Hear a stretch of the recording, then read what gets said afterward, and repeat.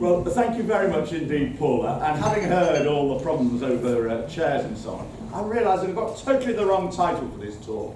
It should have been Looking for a Good Seat.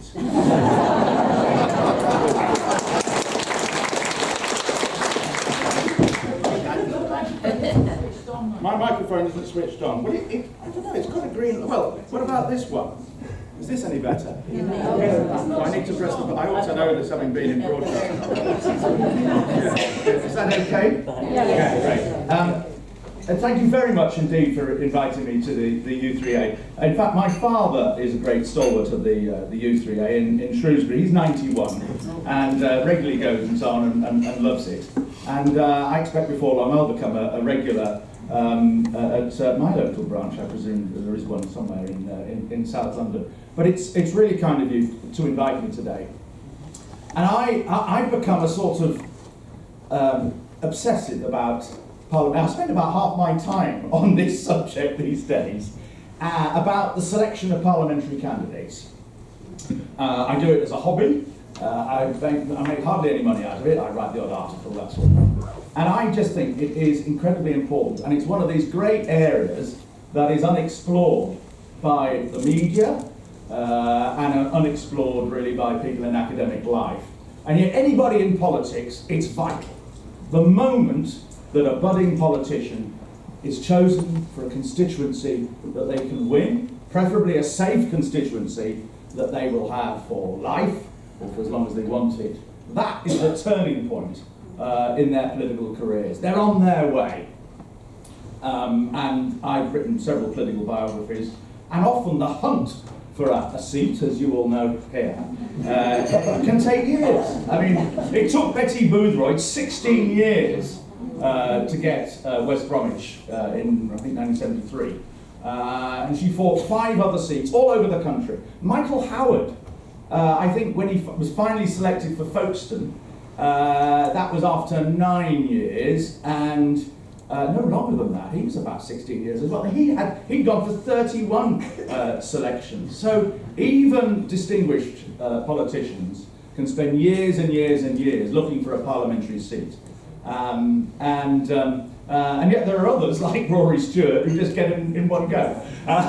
So it's a lot of chance and so on involved in the whole process.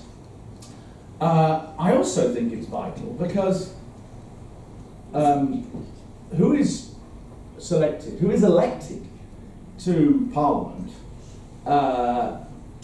is really the tapestry, provides the tapestry of our politics for the next Parliament, for the next 4 or 5 years, and really beyond that. So, I mean, I have a Twitter feed, it's called Tomorrow's MPs.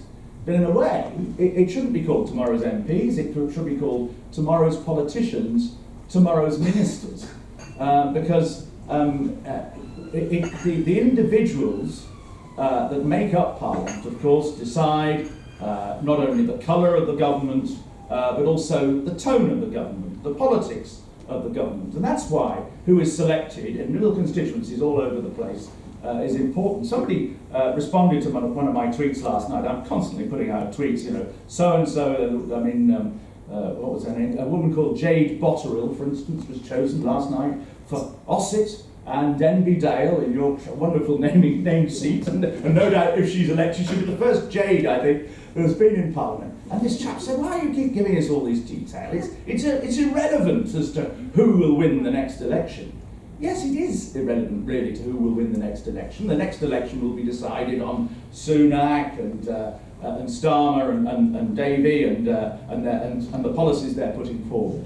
But the whole of the drift of politics in the years ahead will, bit by bit, be determined by who is elected to Parliament and who is not elected to Parliament. And it's interesting, there's a lot of fuss these days about the kind of people that are being selected by the major parties. And if you were to ask, Chris Mullin, who many of you will have read, who was a Member of Parliament for Sunderland and a junior minister and a chairman of the Home Affairs Select Committee, and wrote a series of very good and very funny and very insightful diaries. he says that the purpose of being a Member of Parliament really is threefold. First, it is to hold the executive to account, and I think you would agree, other people in power as well as just the government. Second, to scrutinise legislation, to amend it where necessary, and to decide whether the legislation should be enacted or not. And the third thing he argues is that members of Parliament are there partly to provide the pool of people from whom governments are chosen. And indeed, in other words, from whom ministers are selected. Because 90% of ministers are members of the House of Commons, and roughly half, probably slightly more than half of members of Parliament will become government ministers at some time or another. And so in the process of selecting members of Parliament, it is my view that local Labour parties and local Conservative associations and Liberal Democrats and so on should be asking themselves, is this person a suitable, capable future government minister? And the trouble is that goes very contrary to the trend, the very powerful trend throughout British politics and probably through elsewhere as well these days. If you ask most activists what the first requirement of a Member of Parliament is, they will say that they're a good constituency MP, that they look after the people round here, that they deal with constituency problems. And if you ask the voters that, they will say the same thing. They will say, well, it's important that they know the constituency, that they were born here and brought up here and worked here, and that they know this seat. And there is a huge, huge tension, I think, between those two things, the requirement to be local and the requirement to choose able people, the best and the brightest, really, to run the country. Because right now, we face, I think, in this country and indeed around the world, probably bigger problems than this planet has ever faced before. I mean, not just global warming and the need to achieve net zero, mass migration, much of which is and certainly will be in the years ahead, a result of global warming and the fact that it will become unbearable to live in the equatorial areas of the globe. Nuclear proliferation, the rise of tyrannical superpowers like China and Russia, and numerous other problems that it would be far too depressing for us to go through right now. But we do face massive, massive problems. AI, another one. And all of these problems are interconnected, of course, in a way that they didn't used to be. And I think we need the most powerful brains, the most able minds, the most clever people who can work their way through all of this and win support and change opinion, if necessary, to resolve all of these problems. And it's interesting, in a global world, frequently institutions go out and they don't just look for new chief executives or new from around the country. They will often go abroad and choose them elsewhere. So our universities frequently these days choose vice chancellors from Australia or America or wherever. The Bank of England had a Canadian governor. From time to time, it's mooted that the Metropolitan Police should have a foreign commissioner. And institutions, you know, the net is cast wider than ever when it comes to many of these important jobs. And yet, the trend when it comes to the selection of parliamentary candidates has been incredibly local. More and more. It's a trend that's been going on over about 25, 30 years. But now it's really striking. And I think it is having an effect on the quality of the candidates. And I will make myself unpopular on this one. I will say that this has become an obsession by local activists and local party members, and I can't blame them in a way, they're reflecting public opinion.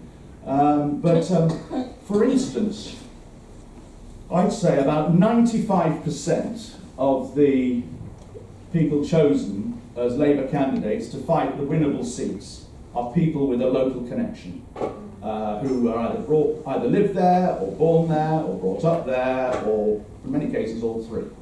And the effect of that trend is to exclude anybody who comes from a different part of the country. And what it meant is that the number of applicants in each of these seats is a lot fewer. Because people think, oh, well, I'm only going to get chosen if I can show I'm local. Where can I show I'm local? All right, well, I live in Islington, I've got a good job in, say, the House of Commons, or with a think tank, or in the health service, and yeah, I was brought up in, say, Barnsley, so I can try for Barnsley, and I can try for Islington, and that's it. And so the number of people who apply for each of these constituencies is a lot fewer, often just a handful in some cases, for good seats as well. And the same is going on in the Conservative Party. Hardly anybody on the new tranche of Conservative candidates who will be Conservative MPs, Conservative ministers, Conservative cabinet ministers, nearly all of them are local. And it means that if you are a budding parliamentarian, you've only got 1 or 2 chances and that's it, your career's over. And it's even worse if you were a Labour person brought up in Surrey. In fact, I made this point to Keir Starmer. I said, look, if you were confined to where you were, to being local, and you had to try for Surrey, well, that would be the end of your career. Fortunately, you also lived in North London, so you could get Owen and St Pancras. But you see the problem, and so it reduces choice. It reduces the kind of people that are being chosen. They're choosing councillors, people with a good local record. I'm not saying councillors are bad in themselves. But I'm just saying the danger is we're going to end up with too many of them in Parliament and not enough people with a big picture outlook. People with experience of economics, foreign affairs, defence, international development, people who have the kind of brains that enable us to link together all these problems and try and work out a way through them. We really need to be thinking about how do we get our best people into Parliament or into public life as civil servants and so on, given the crisis the world faces now. There's no point in having 650 people who are good at getting the council to fill in potholes, because clever people can do that as well, and the best and the brightest can do that as well. I mean, you probably think this is a very meritocratic and snobbish outlook, but I'm afraid it's what the world demands right now. And I've been doing this Twitter feed called @Tomorrow's MPs, and I've been thinking about this for years because at one point I even thought of becoming an MP myself, and indeed I toyed with the idea of being a Labour candidate for Bootle, which was the safest Labour seat in England. Way back in 1990 this was, and I had 2 people who went on to become senior members of the Labour Party. Peter Kilfoyle and Ian McCartney approached me about being the candidate for Bootle. I'm sure they were approaching lots of other people as well. And my then wife said, oh gosh, does that mean we have to go and live in Liverpool? And I said, yes, I think it would. And which would be difficult for me because I'm really a Mancunian. and there is a certain rivalry between the 2 great Lancashire cities. And so I turned it down. I knew if I wasn't going to go for Bootle, the safest Labour seat in England, I wasn't really going to go anywhere. I wasn't going to try anywhere. So after that, I was liberated and I concentrated on being a journalist. And I've often wondered about this whole question: how do you become an MP? And whenever I met members of Parliament or people involved in politics, they'd give me all the stories about how they got selected. And the seat that they thought was a dead cert had suddenly crumbled at the last moment because they made a rubbish speech. And there were loads of stories of people who'd only got on the shortlist with an hour or 2 to go because somebody dropped out and they suddenly got a call and said, look, we haven't got enough people on our shortlist tonight, would you like to come? And because it was all in a rush, they hadn't got time to worry about it. And as a result, they made a good speech, persuaded the room, and it got selected. That's how Geoffrey Archer became an MP for good or bad, way back in 1969 when he claimed to be the youngest MP, although in fact he was only the 5th youngest. And if you look back and you look through the biographies and so on, there are all sorts of. It's politics in the raw, the whole selection process. it's just so insightful as to about how politics really works. And journalists cover so little of this. And you know, virtually every selection has got some fiddle or fix involved in the process. Anybody here, I'm sure there are a few given we're living in Islington, who's tried to become an MP, will know this, and may have been involved in the fixing and fiddling themselves, or may have been a victim or a beneficiary.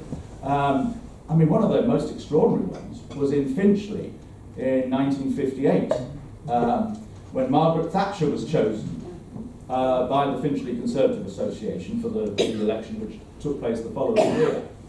But she didn't actually win the selection. She was 32 at the time, I think, and she actually lost it by 2 votes.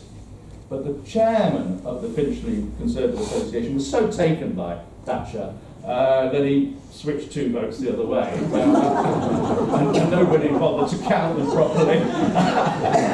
And I mean, this isn't my research. This is all in Charles Moore's brilliant biography of Margaret Thatcher. So it must be true.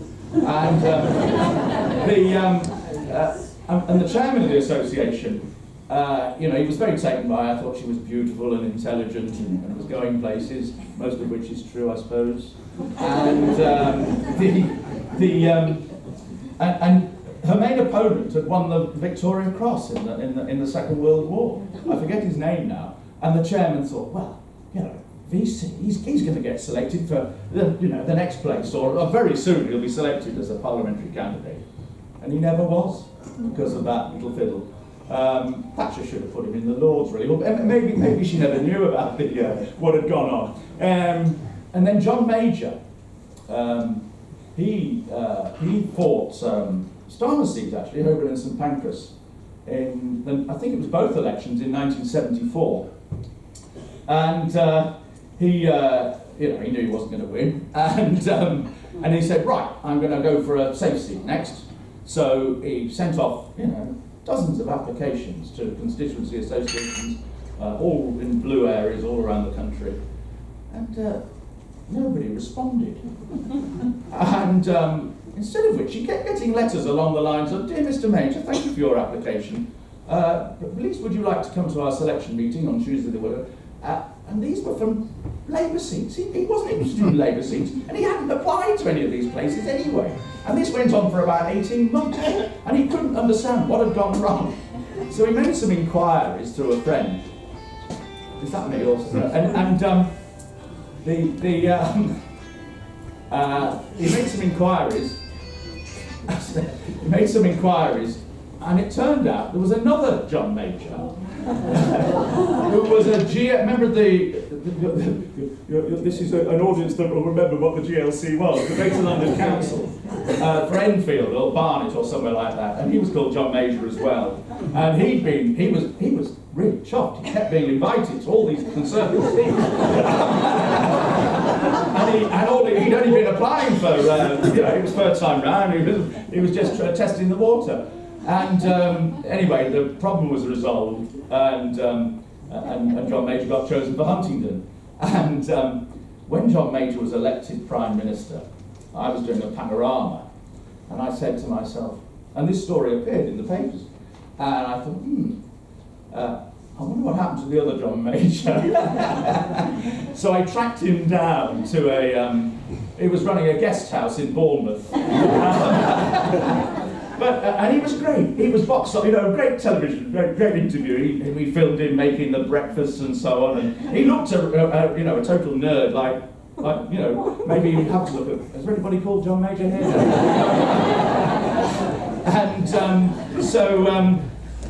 Anyway, that was great fun. But it just shows. That's what I remember. The BBC at that time was run by Burtists, very earnest people who were followers of John Burt, who thought that every issue, every bit of journalism had to be about issues and so on. And they said, well, what's the issue in this? And I said, well, nothing really, it's just a good story. It just shows the role of accidents in politics. And it got, we weren't allowed to include it in the panorama. But anyway, I was on Newsnight a few years later, and the Conservatives were informed, so I went back and did him again, and got my own back on Mr. Burt. But I mean, you'll find accidents and fiddles like that all the time. And there was a time at selections when you could make a great speech and win the room, and do it on the night. Now, too much is just. I mean, certainly in the Labour case, they have a lot of postal ballots. They also have online voting, and so it actually means it's pretty much decided before the actual selection meeting. But a very good illustration of the difference between now and then.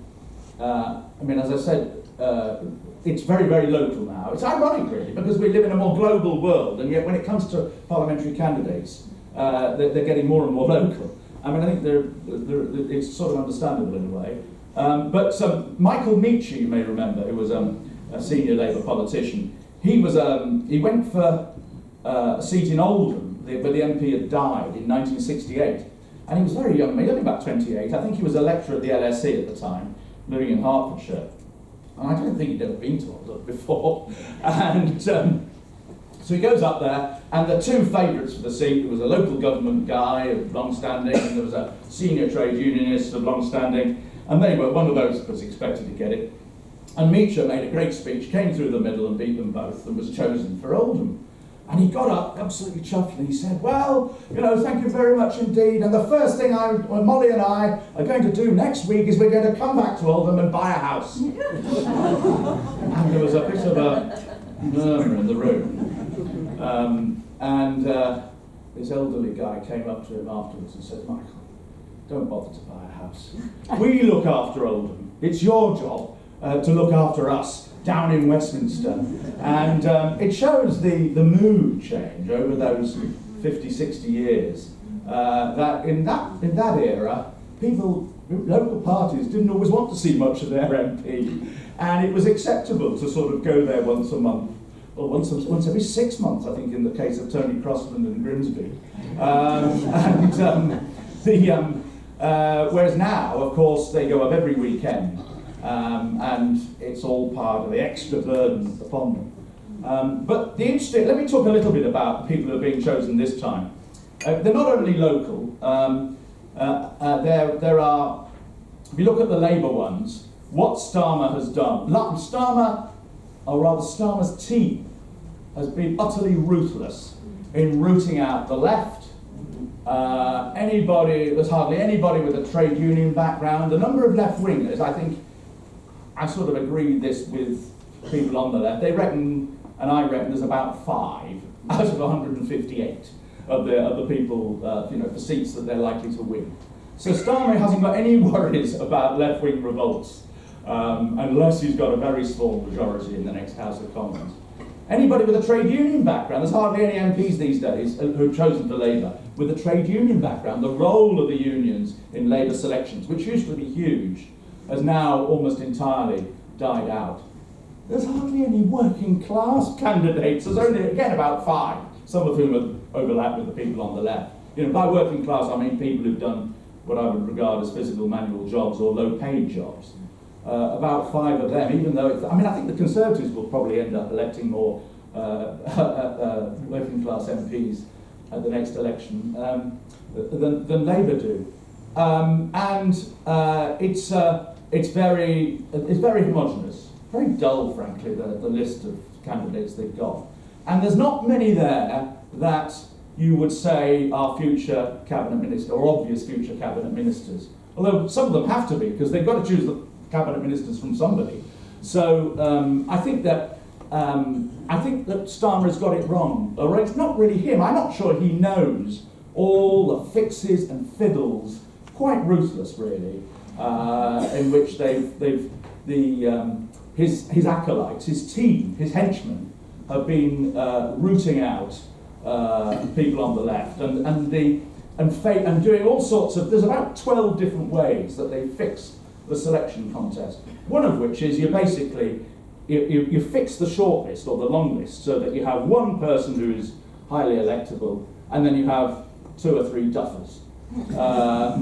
Blockers, you might call them. And the same trick's done in the Conservative Party, by the way, so that, the local Labour activists, or Conservative, they're presented with, the Archangel Gabriel, Peter Sutcliffe, and Harold Shipman.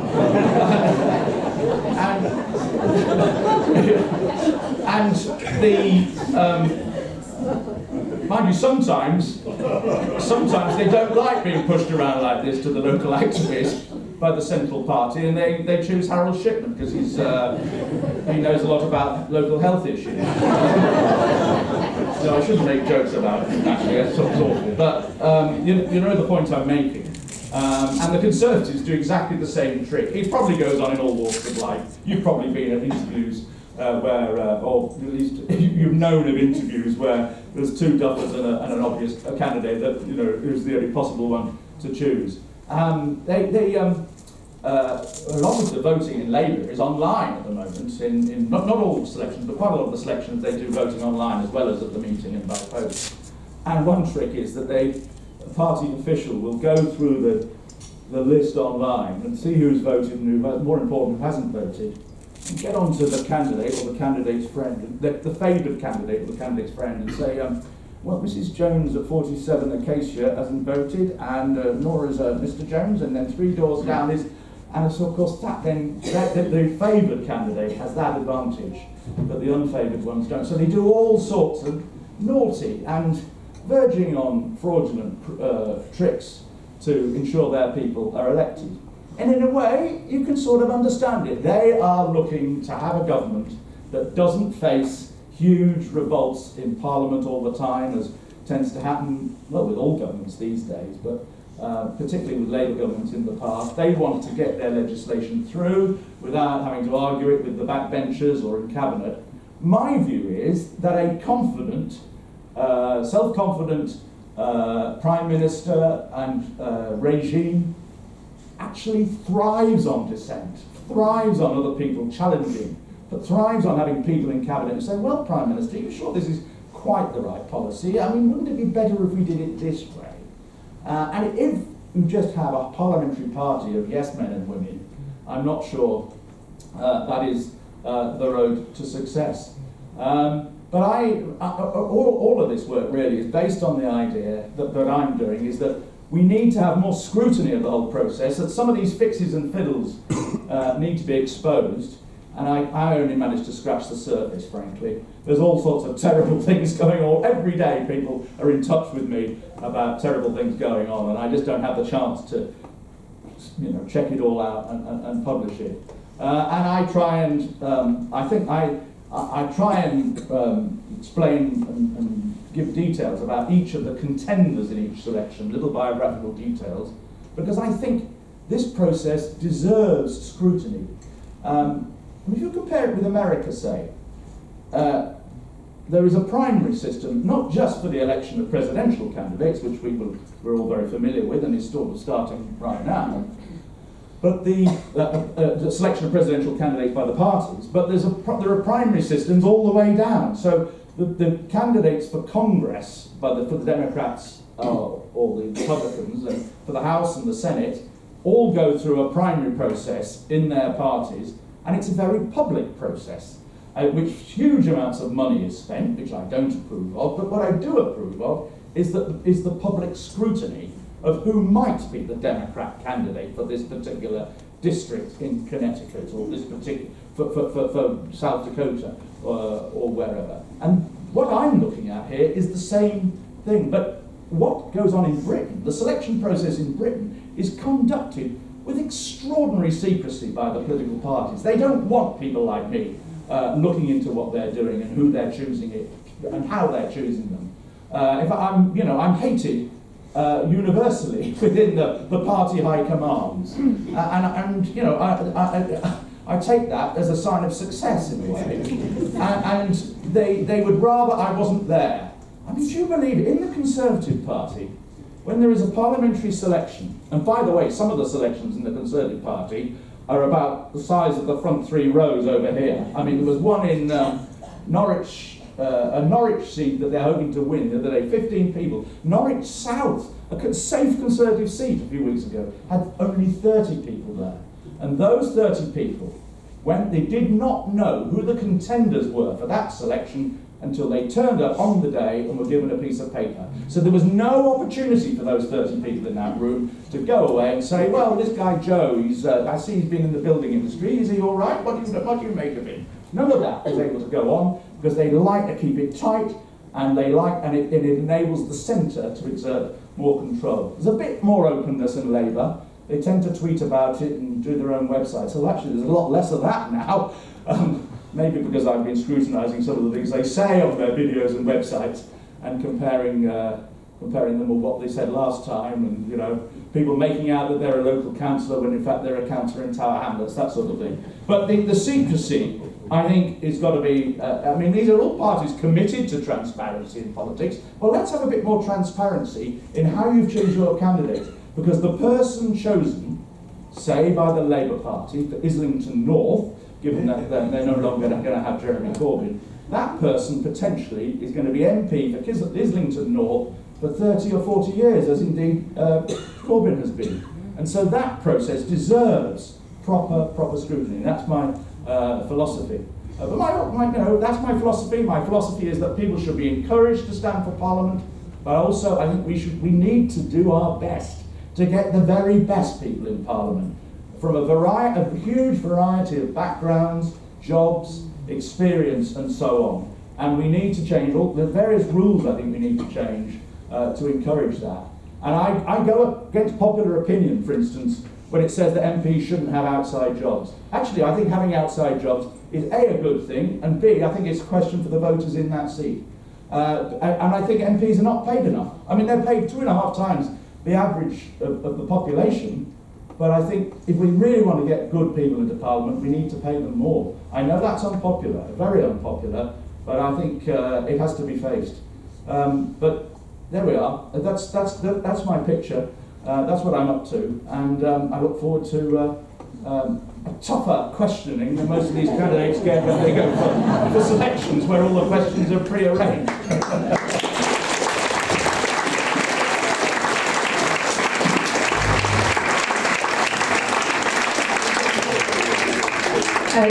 Okay, fellas, thank you very, very much. Completely illuminating, I thought. I never really thought about it. And your point about North Islington, of course, is alive at this very moment. And presumably there are people here who might be even involved in that. Maybe we have the candidate here. Yes. Okay, so who should we start with? We'll start with you and then you. You go. Yes. Just as well.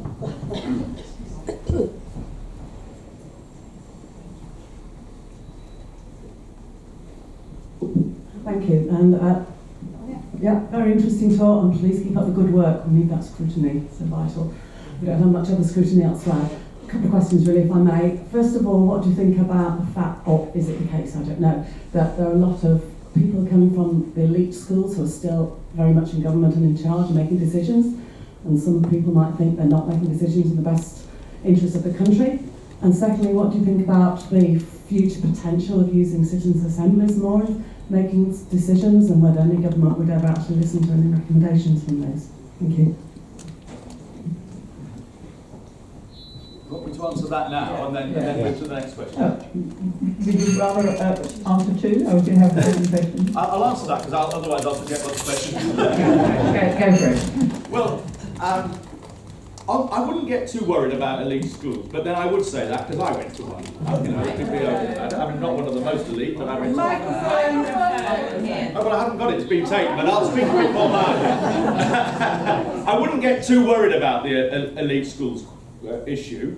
Oh, there we are, thank you. I wouldn't get too worried about that. I think inevitably, if we're going for the best people, then some of them will have gone to elite schools, selective schools, but what I would stress is that there's got to be variety. You've got to have a lot of people who didn't go to elite schools as well. But I think we can get too heads up about this, and elite universities as well. But I really do stress, at the end of the day, we need the brains in the House of Commons in Whitehall who are going to resolve all these horrendous problems that we've got.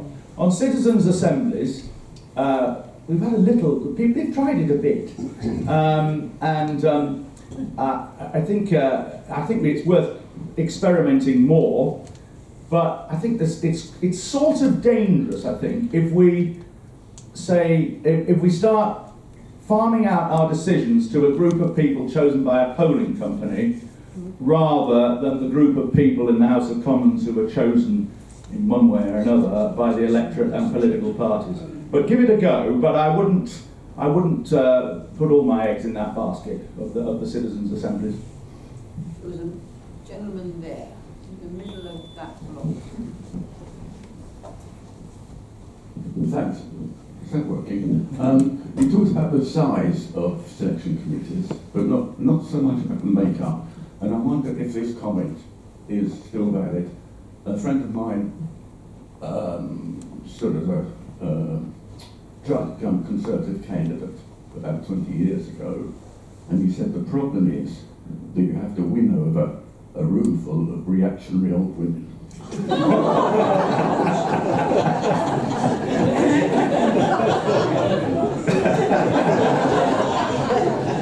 Whereas I have the opposite problem. No, I think there's some truth in that. I mean, the composition in the Labour case, because they have postal voting, online voting, and people turning up at the meetings, the electorates there for a selection tend to be somewhere between 100 and 400, 500, and so it's a fairly representative sample of the party membership in that seat. But I mean, it's bound to be skewed towards the more active members rather than the inactive. In the case of the Conservative Party, where they're down to very low numbers, the 15 and 30 and others I've heard at that kind of level, often in safe seats. I think you're right, that it's now as if the membership is now down to the hardcore activists, because the Conservative membership is only about a third the size of, it's about 150,000 I think, it's about a third of the size of the Labour membership, whereas it used to be a lot higher, and a lot of the Conservative selections in the old days, and I'm talking about 20, 30 years ago, would be 200 or 300 people in a room, and it was quite a big event, and quite a dramatic event in some cases. Now if you're just down to the very hardcore, it may explain some of the problems that the Conservatives have had recently over the type of people they've been choosing. I should have mentioned this. I mean, only about 20-25% of Conservative candidates chosen in this round, they've chosen I think 68, 69 so far, only about 20-25% are women, compared with 43-44% with Labour. And the Conservative Party are really worried about this, and I've been talking to my friends who are Conservatives and who are candidates, saying, well, why is this happening? And nobody really knows. But it's possibly because the people who are doing the selecting are down to this sort of small group of elderly people, not all of whom are men, but some of the elderly women are of a very traditional mindset that young women should not be going to politics when they've got families, and those kind of attitudes, I suspect, are still prevalent. But I can't be sure of that, but I do think it is dangerous if your selectorate is down to very small levels like 15 and 30. 30 in a safe seat just seems to me extraordinary. And the person who is elected for, it's a woman called Poppy Simister Thomas, and she will be MP for South Norfolk for at least 30 years unless there's an accident. Okay, I've got 3 or 4. One here, one here. One here, oh dear. There's too many of you. Okay, very, very quickly. Mark, thank you very, very much for what was really very illuminating. I'll declare from the outset I'm from Islington North, and I'm pretty involved across all of the parties in Islington North, trying to do a little bit of local scanning. The returning officers for all the national parties are up to a load of funny tricks.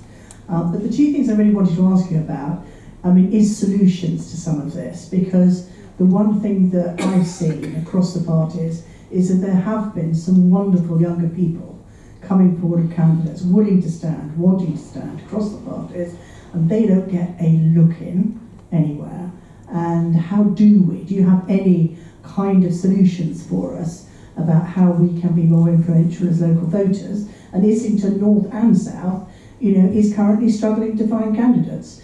And Jeremy is going to stand, as far as we know, at the current moment.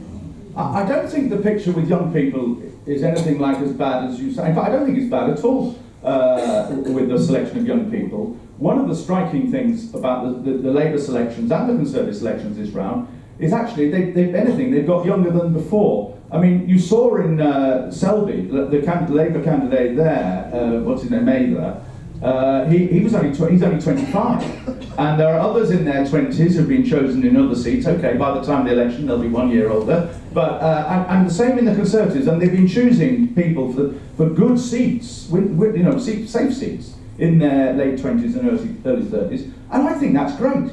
I really do. I'd say bring it down even younger, because it looks like the voting age will go down to 16 if Labour get in. That's what they promised. In fact, one of the few promises they still kept.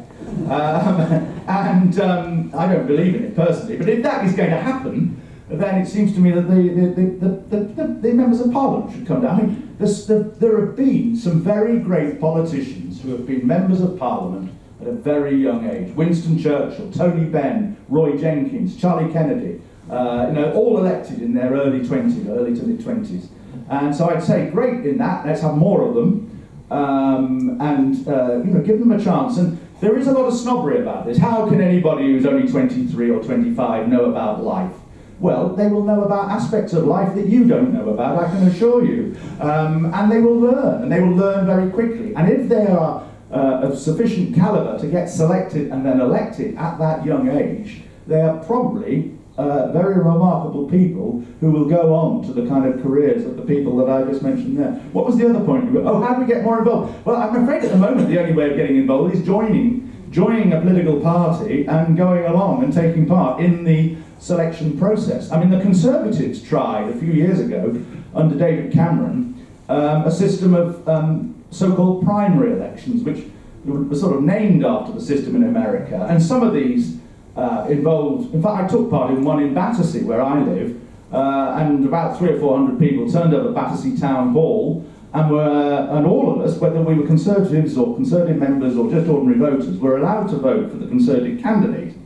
And actually it was very boring. They all said the same thing. And I filmed it for Newsnight, and it was quite a high-powered lineup. We had James Cleverly, Sam Geemer, who later became a government minister, Louise Mensch, who got into Parliament, and Jane Ellison, who was the one who was chosen. And we chose Jane Ellison because she made the best speech, I think. I think that was the reason that people chose her. And the Conservatives even had a system of postal primaries, where people like Sarah Wollaston down in Totnes, I don't even remember her, she was chairman of the Health Select Committee for a number of years, very good chair in my view, very good MP, but she kept rebelling against the Cameron government, and Cameron was heard to say after she'd rebelled on one occasion, right, that's it, we're having no more primary elections. and they didn't. But the trouble with opening it up to the public is it's very expensive. To hold a primary election, probably talking about £50,000, depends whether you do it by postal voting or not. And indeed, it was actually in the coalition agreement back in 2010 that there would be state funding for primary elections in safe seats for all the political parties, and it was one of the early, victims of cuts under austerity, sort of understandably, I think. Right, now, the centre back here, you had your hand up first, in the black stripes. And then next, should we have gentleman at the back, and then the person next to him. That's probably as much as we're going to have. Go for it. Thank you. Very interesting. Thank you very much. I was interested in what you said about the different proportions of female candidates, the Labour Party doing rather better than the Conservative Party. I wonder whether, however, firstly, do you know how many of these bright new young things who are getting selected are women? You mentioned one, and he was male, but I have no information on that. And are the female candidates perhaps self-selecting themselves out not to be candidates in the light of all the recent evidence of appalling online abuse and denigration of women for sticking their heads above any kind of parapet? I think that's probably right. I mean, being a politician these days is a pretty unpleasant experience in many ways. You have enormous pressures, an enormous workload. You are attacked on social media, and as you say, if you are a woman like Jess Phillips, the attacks on you are very nasty indeed, and people threatening to rape you and all sorts of terrible things like that. You are expected to live in the constituency, and yet to be in London 3 days a week, 3 or 4 days a week for most of the year. How do you do that when you've got a young family and children, who are at school? The restrictions for women MPs, and all of these things some of these things that we all think are a great idea, that the MP should live in the constituency, make it harder for certain people to do the job. And I think we should be very careful about bringing in yet more restrictions for MPs if they're going to actually end up with that outcome. So I think that is. But I mean, the disparity between the fact it's 20 to 25% amongst Conservatives and 44 amongst Labour. Well, some of those problems apply equally. Why have they produced very different results? And I don't fully know the reason there. And of course, Labour used to have all-women shortlists. That was so successful in producing women MPs that they actually are now above 50%. There are more women Labour MPs than men Labour MPs, and under the law, they can no longer have all-women shortlists because there isn't any, any outcome that they're trying to resolve. So actually Labour's doing remarkably well to have 43%, 44% amongst its new candidates who haven't been chosen by all-women shortlists. In Scotland, they had a crazy system. They have a crazy system. They put 2 seats together, neighbouring seats, and they say to the local members, right, you've got 2 votes, you've got to vote for the... and then all the candidates put themselves forward for these 2 seats in one go. And they say to the members, right, you can vote for the man you most want and the woman you most want. And then whoever gets the most votes of the man or the woman gets to choose the seat that they want to fight. And they've done that about 15 times now. And I think in 12 or 13 times it's the man who's ended up getting to choose the seat. And so what looked like a process that would help and ensure that there were 50% women candidates amongst those